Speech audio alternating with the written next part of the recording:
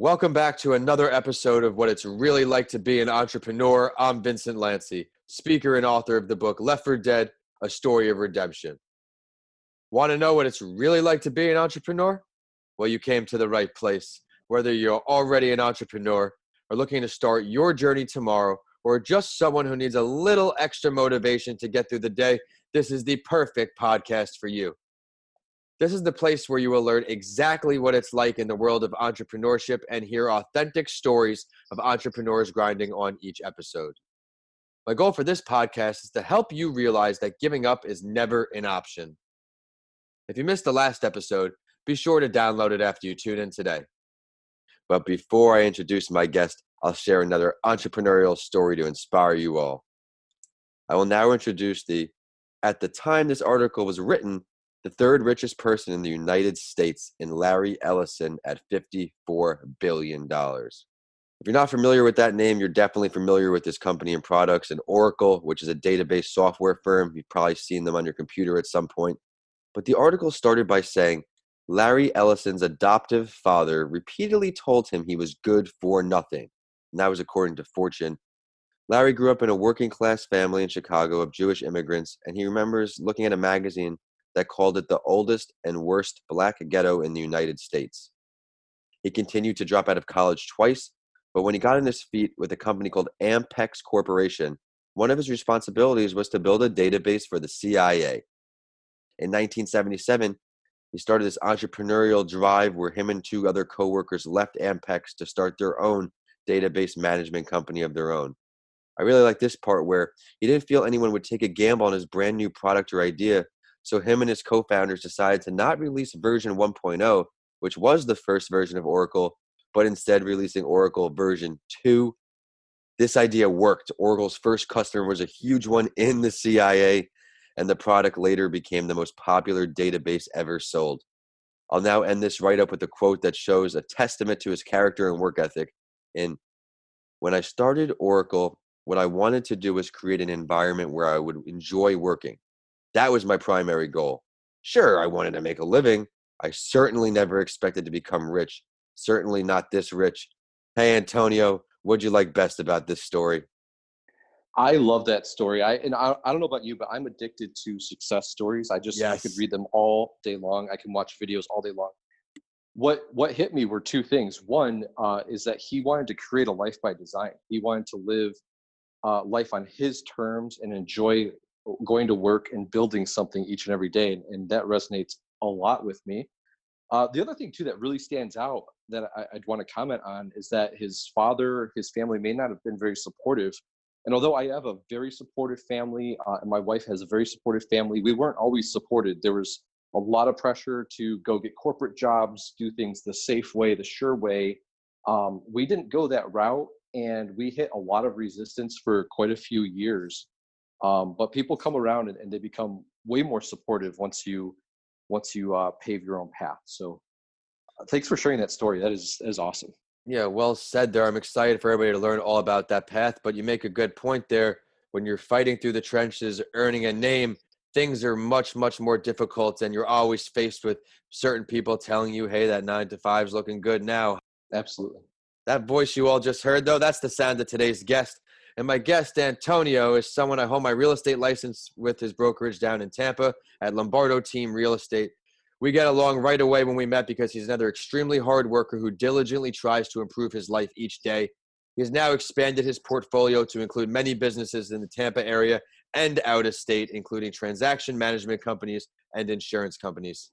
Him and his wife, Julia, have created an incredible community of people down here with their businesses in Tampa Bay, and it's an honor to have him on the show. Antonio, thanks for coming on today.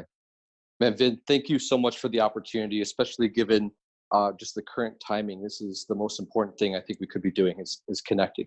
Absolutely. Everybody listening on, we're recording this right here in the middle of this coronavirus pandemic, so we've taken the time to help make a difference together. But Antonio, would you mind please previewing your story a bit and introducing yourselves to our listeners without giving too much of your entrepreneurial journey away?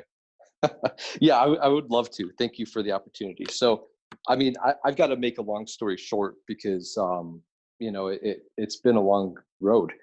But my entrepreneurial start really began when I was younger. I was actually 13 years old when I started my first business with my dad, signing off on some of the business documents. Didn't always do things as legit. I was a child, but I knew that I wanted to be an entrepreneur. I knew that I wanted to be in business. So I actually started a web hosting business back when you could build your own computers. I ran a T1 line into my bedroom, and my parents didn't know about it. So I signed off on a super expensive bill that I quickly couldn't pay. I didn't know how to sell, but I knew that I had the dream. I was on the path of wanting to do something great, just didn't know how. Fast forward to college. I went to college not really with much of a purpose. It was just the next thing to do after high school. Right. Bounced around a ton of different majors. Again, I knew I wanted to be an entrepreneur, so I wanted to get into business. So I focused on business. I ended up graduating with a degree in economics. And I wanted to go to grad school for finance, and I also wanted to break into banking. I thought that would kind of be the next step in my journey. But I graduated in 2008, and in 2008, I couldn't get an unpaid internship at that time. Right. I couldn't get a job. It was crazy. It was kind of like now. It was just complete chaos. And I think part of what we're going through right now takes me back to that time, and it gets me fired up, energized, and excited. And I know that's kind of rare today. I think a lot of people, shut down when they are facing adversity.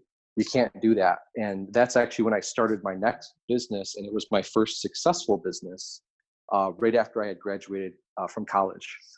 So that was really the start of really what I do now.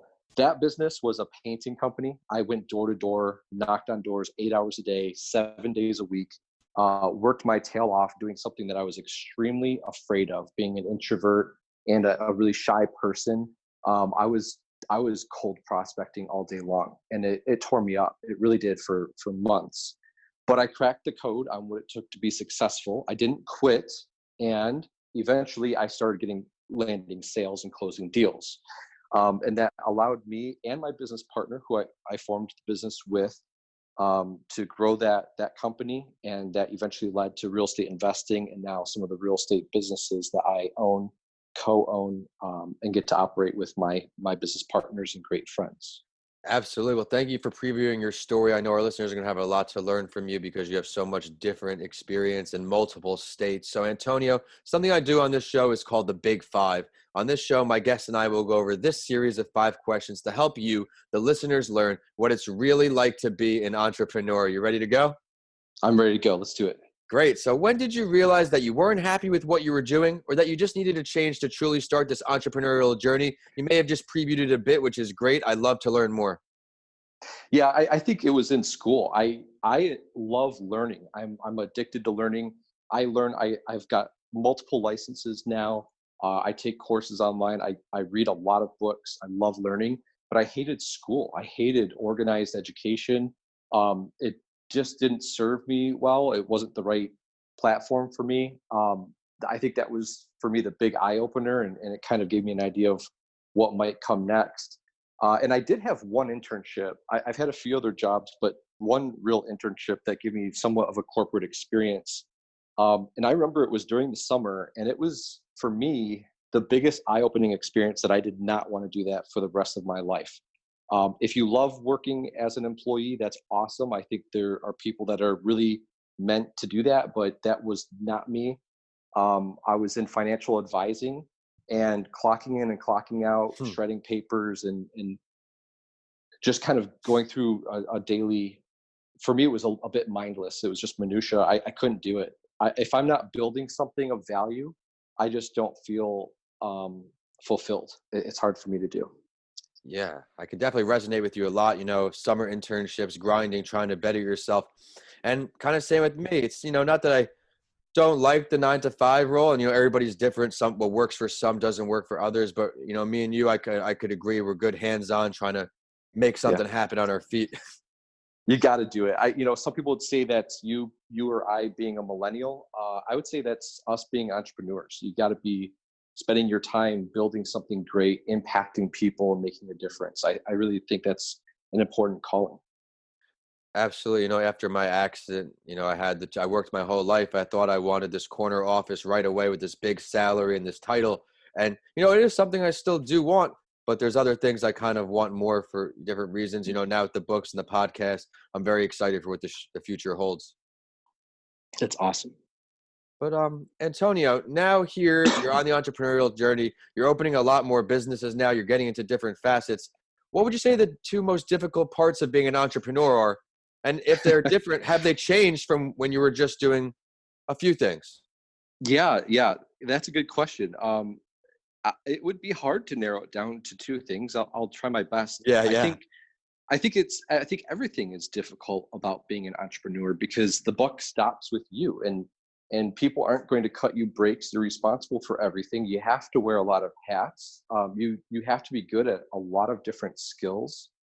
Um, it's very challenging. And although we live in a society that values entrepreneurship, um, and it could be very rewarding in our country, Yep. it also is really frowned upon, I think, from the standpoint of um, just the challenges that come your way, the perceived risks.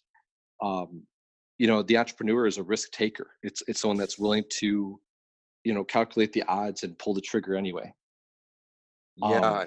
Keep going, please. You're It's great. tough. For me personally, one of the hardest things about being an entrepreneur was sales. You have to sell. You have to learn how to market, sell, close. And I was not born that way. It's not within my comfort zone. I've really had to work really hard to learn how to sell myself, sell my resume, sell my services, and connect with clients. And so for me, that was difficult. And I think for a lot of other entrepreneurs, that could be pretty difficult. And now, because you have your hands dipped in a few businesses, what business is the hardest for you with the clients to get ahead of these clients, get with these guys? I think the hardest is the real estate brokerage. Starting a real estate brokerage was the hardest thing I've ever done in my life. Yeah, And let's I've talk about started other that. companies. Yeah, I would love to. It's a competitive industry. I picked an extremely competitive, efficient industry that's changing every day.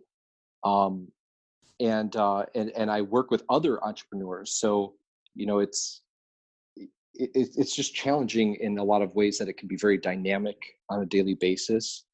Um, and it's fun. It's exciting. There's nothing else I'd rather do, but it was almost an impossible task. I tell people now, there are so many great companies out there. I mean, so many great companies. I don't think it matters what industry you break into. There's a lot of competition. That's what I love about America. But it's almost like a new business shouldn't even exist because there's so many amazing options out there. So to grow and succeed in the marketplace, you really have to be your very, very best. You have to over deliver and excel on every level. Yeah, I That's love hard. it. I love the motivation. You know, some people are discouraged by a lot of competition, but you went right into the fire and you took it. And how long have you been going on here in Tampa? How long is this branch of Lombardo Team Real Estate? I've been self-employed for about 11 years.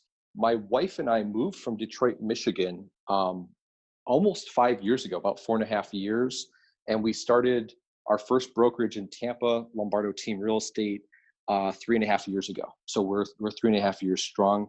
We're still a young company. We're still a startup, so we still deal with a lot of the same problems most small companies deal with. But we're That's growing every day. Yeah. Well, how many licenses do you hold in your office now in just the three and a Well, half short years? yeah, we just spun off another office between the two brokerages in Tampa. We have almost 100 licensed real estate agents. That's incredible. Yeah, it's been pretty crazy. Yeah, I mean, you just keep growing and growing. I'm excited for what the future is in store for you. But now that you have more of these things going on, let's take a second to reflect here. What would you say one of your greatest failures or lessons learned is? And what did it Mm. teach you? Why is it still stuck with you all the way up till today? You know, this is what I love about business. When you fail, and failure is not a bad thing. You're going to fail. I think I fail every day. I know I do. When you fail, you don't forget what caused that pain. As short or long as you feel it, as deep or shallow, you're going to feel it. You're going to get beat up. You're going to get punched right in the face like you're in a boxing match. But you learn, you pivot and adapt, and you get better and better and better. Um, One of the failures I've made is that I have a tendency to spread myself a little thin because I get really excited about business. I get excited about new ventures. And if you start a new company or you expand your business without a clear business model, that's going to exhaust you really fast. And one of the regrets I've had is really just part of what the journey looks like for most entrepreneurs, which is not spelling out a clear purpose, a clear vision, and a clear product or service. I've learned that lesson the hard way. I feel like it slowed me down a bit, but I've learned a lot, and now I know how to implement the clear vision, that clear purpose in my business going forward. Yeah, I love that advice. That's definitely valuable for everybody listening on today. In what ways has if you could share with our listeners to maybe help them broaden their horizon here, in what ways has that grown and matured and, revamped? Yeah, one of the ways is really to get focused on the basics. When we're going through a worldwide pandemic and you're worried about the future of your business or the future of the economy, or you're just worried and anxious in general, don't do that. Get inspired, get motivated, get focused. And when you get back to the basics, those things that produce results, that's when you really start to scale and where you really get your momentum back. And I think that's really important to do. I look back frequently to that first successful business I started, painting houses. The reason I loved that business so much when I was in it is that it couldn't have been more simple. You can buy paint at Home Depot for, $20 a gallon. You can knock on anyone's door, and without any license, without any, depending on what jurisdiction you're in, without any real skills, you could book a job painting someone's house or cleaning their house. And let's say you're power washing. Yeah. It's simple. And so if you break any business down, I don't care how technologically advanced it is, how complex it is, it comes down to that old painting company where you knock on doors, you buy a gallon of paint, and you apply it to the house and get paid. Make sure you collect that check, watch your receivables. That's just business 101. I And love so if you that. can Getting down and dirty. Love it. take your business now or your idea now and break it down like that. Make it simple, because simple is better. It's a great way to get focused and move forward. I could definitely agree with you there. Once you simplify things and break that down, I mean, I think everybody's guilty at some point from steering off track and not getting to where it really matters. So I think that's definitely valuable advice. But Antonio, if you could choose to have a conversation and learn from any entrepreneur, dead or alive, who would it be? These are tough questions. I would pick. He's alive. He's alive and well, and I love it. Warren Buffett.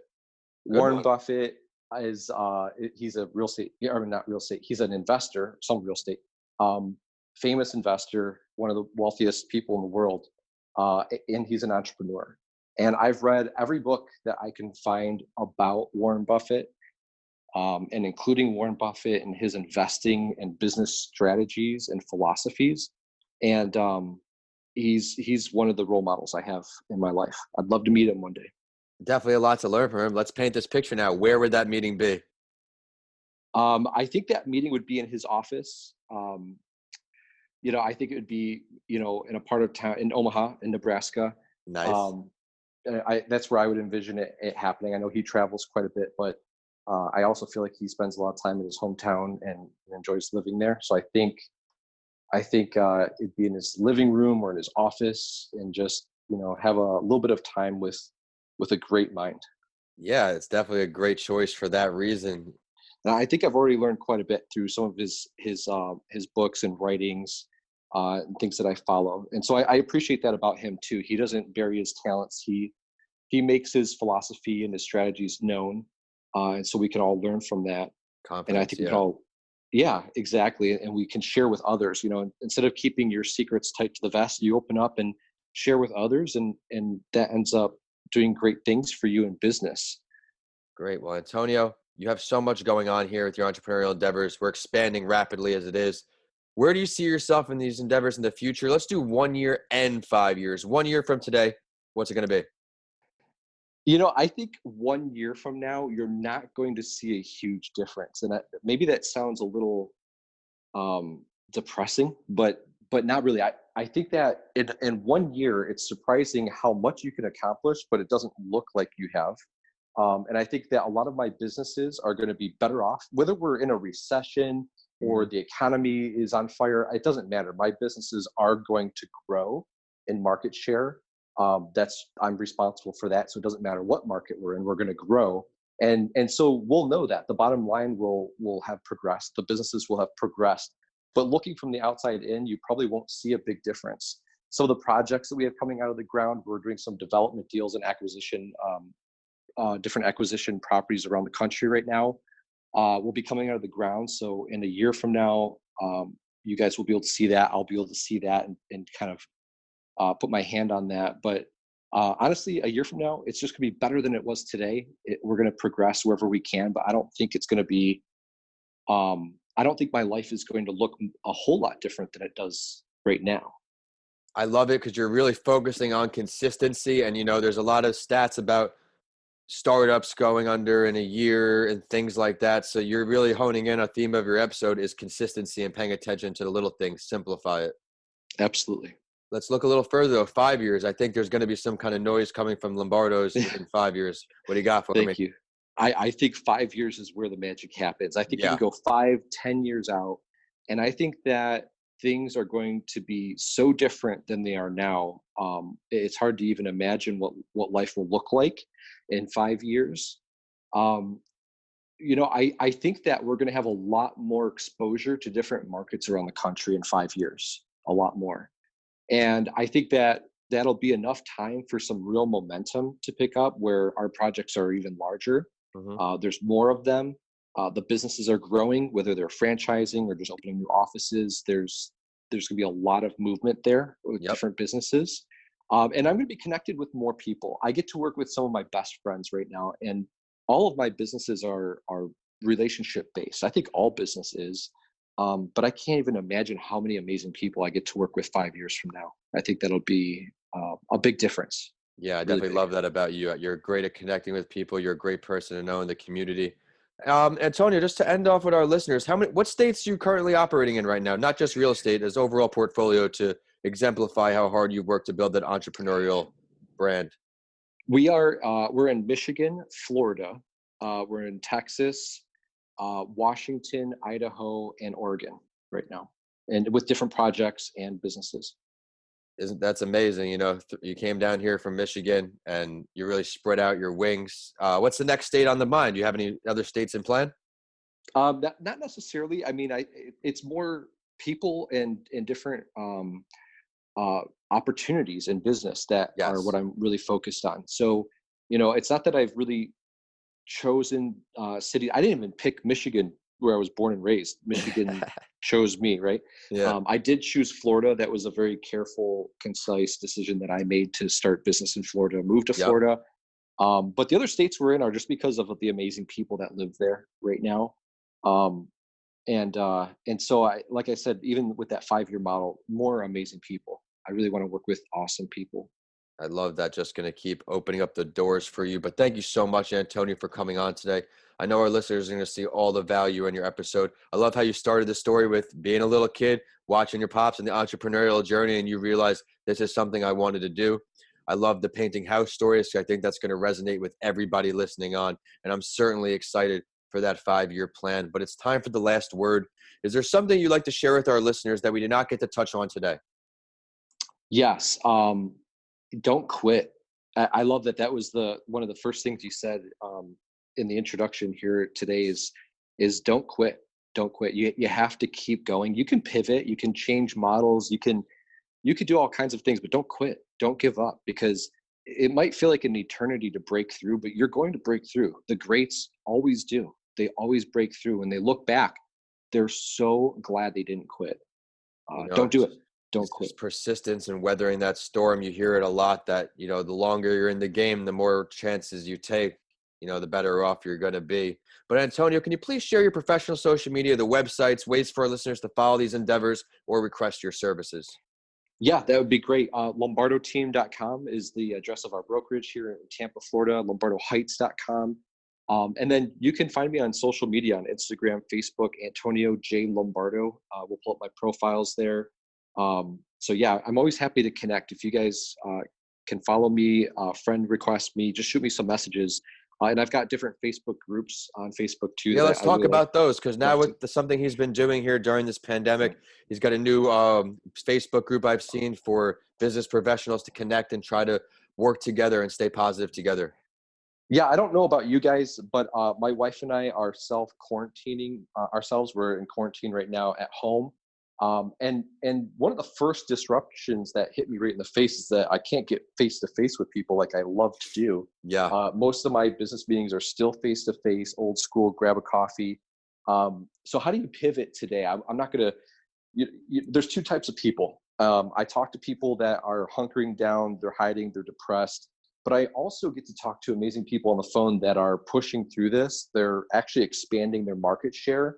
And I've already had access to social media. A lot of our managers of different businesses, some of my partners are on social media. But I wanted to step up my game and just play my part. And so I created a business entrepreneurs community. And that's one place where people can go to connect. And I'm just really glad to be able to offer that to the community. It's been really fun. I just started that 3 days ago, I think 4 days ago, and it's been blowing up. It's been really exciting. I invited a bunch of people that were right away. When it recommends the people, there are a bunch of great people. I had to add them right away. But remember to also check out the show on Instagram and Facebook at Your Favorite Morning Podcast, and on Twitter at Podcasts by Lanci. My handles are at Vincent A. Lanci on all social media and YouTube, and my website is vincentalanci.com. Be sure to check out my book, Left for Dead, A Story of Redemption, on Amazon now. But DM me or email me. I want to hear what you think.